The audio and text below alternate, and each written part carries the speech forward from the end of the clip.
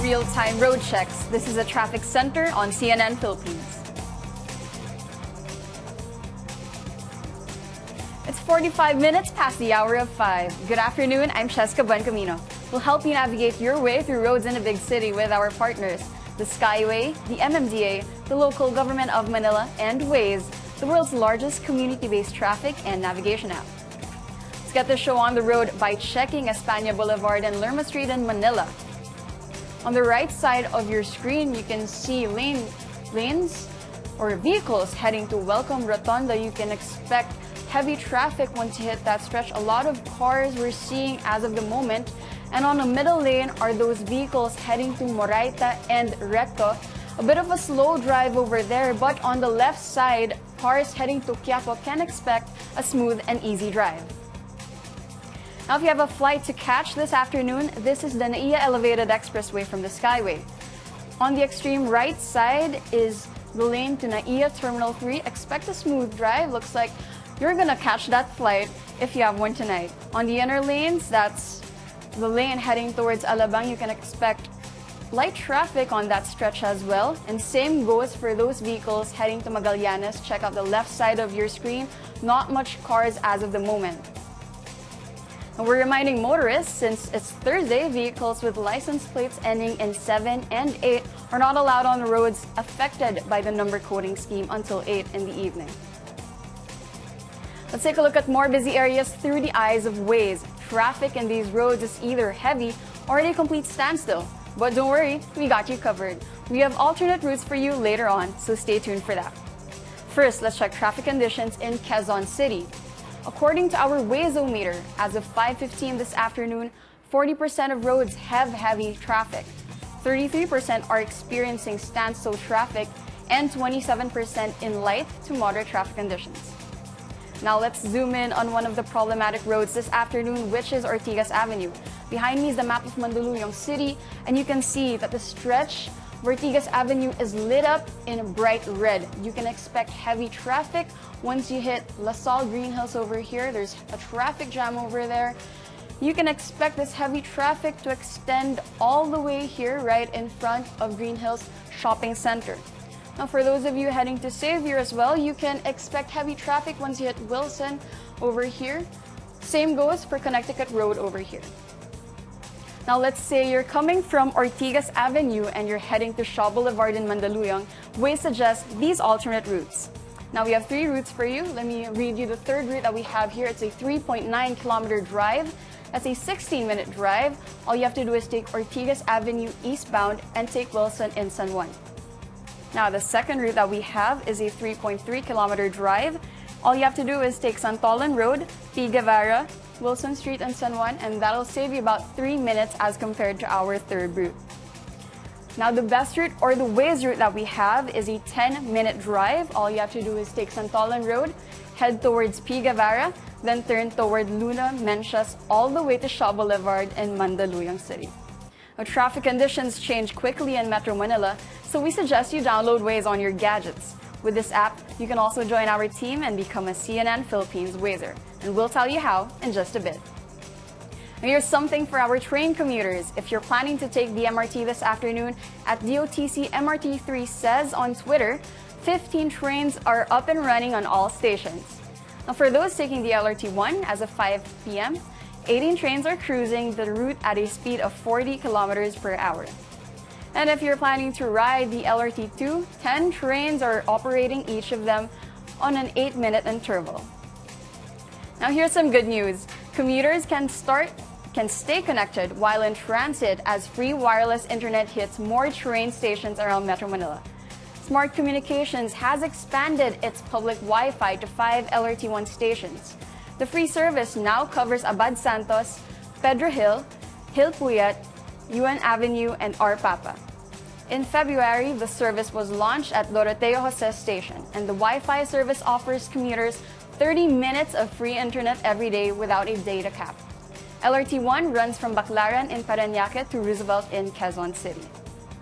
Back on our roads now, let's check the latest on Quezon Boulevard by the Quiapo Church in Manila. On the right side, you're seeing vehicles heading to España and Recto. Looks like it's a good drive over there, not much cars as of this moment. And on the left side, we're seeing the same situation. That's a Capu side. Vehicles are heading to the Manila City Hall. Smooth drive there as well. And finally, we go to Pasay City. On your screen, Salis Underbridge, which is along the South Luzon Expressway. On the far right side, we're seeing cars heading to Salis Road, Naiya, and West Service Road. Again, you can expect a smooth and easy drive, and same goes for those vehicles heading to Bicutan. You can see on the middle lane, cars are moving at a fast speed. And on the left side are cars heading to Pasay, Manila, and EDSA. Again, you can expect a smooth and easy drive. Plan your drive ahead every time you travel south of Metro Manila. Just download the Southern Tollways app on your mobile for the latest traffic conditions on the Skyway, the SLEX, and the Star Tollways.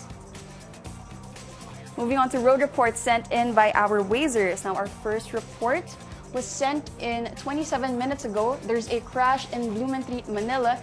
It's over here, specifically, it's pretty close to Chinese General Hospital and Medical Center, so do be mindful of that car accident. But thank you to that anonymous Wazer for sending that in. Now on to our second report. This was sent in 38 minutes ago. There's a minor crash also in the city of Manila, specifically in Lagarda Street. Not much traffic reports as of this moment, but you might want to drive carefully or slowly if you're heading to that area as of the moment. And on to our third report, there's a major crash on EDSA Shaw Boulevard Underpass northbound stretch in Mandaluyong City. You can see that this lane right here is lit up in bright red, which means the major crash is causing heavy traffic as of the moment. So do be mindful of that accident. You can also send us a report by being a CNN Philippines Wazer. But first, download Waze on your phones and tablets. And once you do, here's how. Just open the app, click Menu, select My Waze, press Teams under Broadcaster Teams, choose CNN Philippines, and join. 6 easy steps right there to become a CNN Philippines Wazer. Motorists can now expect faster travel heading to and from Valenzuela City. The Manila North Tollways Corporation opens Lingunan exit. Now this is the third new exit situated along the North Luzon Expressway. Authorities says Lingunan exit will ease traffic flow heading toward Meycauayan and Valenzuela City. And for those heading north, instead of taking Baso de Blas and Karuhutan exits, you can cut your travel time by passing through the Lingunan exit. Now, if you're a commuter who's tired of long lines and unsafe rides, you're probably a fan of Uber and Grab. But how did these services start in the Philippines? Well, it began in 2013, a time when mass transportation was getting worse, and the taxi industry was taking a negative blow from allegations of cab drivers robbing passengers, refusing boarding, or overcharging.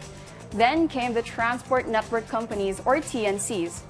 Using smartphone applications, they provided ride-hailing or carpooling services that offered a safer and cheaper alternative.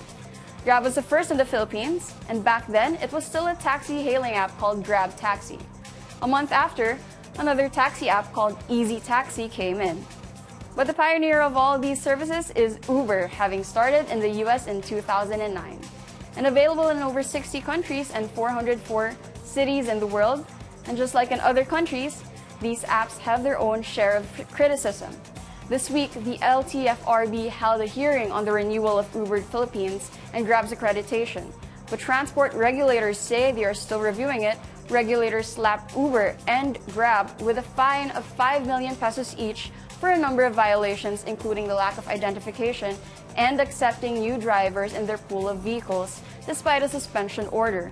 Grab and Uber may not be the solution to the country's chronically gridlocked traffic, but while we wait for the reforms to take effect in the mass transport system, apps like Uber and Grab are here to stay. And that's it for today. For more news on the road, just visit our website and make sure to follow us at CNN Philippines on Twitter. I'm Cheska Buencamino. Newsnight is next. Keep it here on CNN Philippines.